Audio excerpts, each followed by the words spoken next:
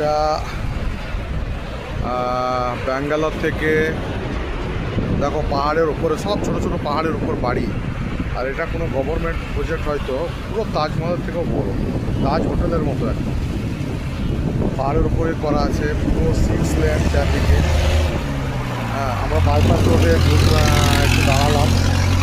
তো এইখানে যত বাড়ি আছে দেখো, এই দেখো সিটিটা দেখো, পুরো একদম পুরো পাহাড়ে পাহাড়ে কোটায় বাড়ি।